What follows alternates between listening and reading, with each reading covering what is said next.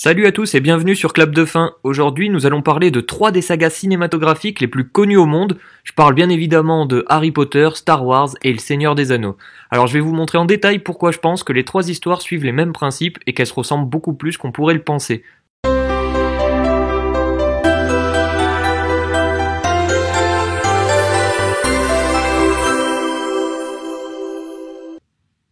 Le premier point à aborder bien évidemment c'est le héros. Dans Harry Potter on retrouve un orphelin qui vit chez son oncle et sa tante.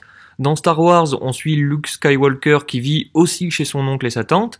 Et du coup je vous laisse deviner avec qui vit Frodon Sacquet dans Le Seigneur des Anneaux. Et ben oui bien sûr avec son oncle Bilbon Sacquet. Maintenant que nous avons le héros principal, nous allons voir qui est le grand méchant. Alors dans Harry Potter bien entendu il s'agit de celui dont on ne doit pas prononcer le nom, alias Lord Voldemort. C'est un sorcier très puissant qui a sombré au fil des années et qui veut dominer le monde grâce à la terreur. Dans Star Wars, on a Dark Vador qui souhaite régner sur la galaxie en maître incontesté. Et dans Le Seigneur des Anneaux, on a Sauron, l'œil qui cherche à récupérer l'anneau unique à tout prix, hésitant pas à décimer tous ceux qui se dressent sur son chemin.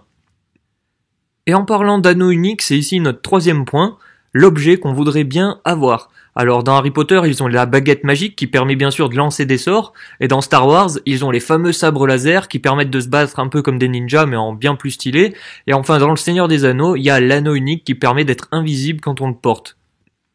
Bon, tout ça c'est bien beau, mais maintenant, faut trouver le but de ces histoires. Alors dans Harry Potter, va falloir tuer Voldemort, dans Star Wars, va falloir tuer Dark Vador, et dans Le Seigneur des Anneaux, va falloir tuer Sauron.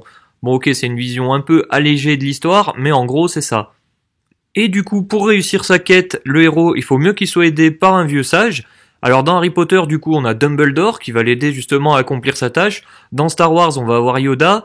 Et dans Le Seigneur des Anneaux, on aura Gandalf. On ajoute aussi une créature qui va être aimée ou détestée. On a par exemple Dobby dans Harry Potter, Gollum dans Le Seigneur des Anneaux et Chewbacca dans Star Wars. Évidemment, ici, ce sont des points assez vastes et il est simple d'en tirer des conclusions hâtives. Il y en aurait d'ailleurs bien plus que ça, rien qu'entre Harry Potter et Le Seigneur des Anneaux. On peut penser par exemple à la cape d'invisibilité ou encore ce que les héros et les méchants soient connectés par la pensée, et dans les deux, il y a aussi bien sûr une prophétie. Dans Star Wars par exemple aussi, on a le fameux « Je suis ton père », dans Harry Potter on a eu « Je suis ton parrain » en gros avec Sirius Black. Les pilotes et les vaisseaux de Star Wars, on va pas se mentir, c'est des matchs de Quidditch au final, non? Et l'histoire qui se termine là où tout a commencé, ça vous rappelle pas quelque chose?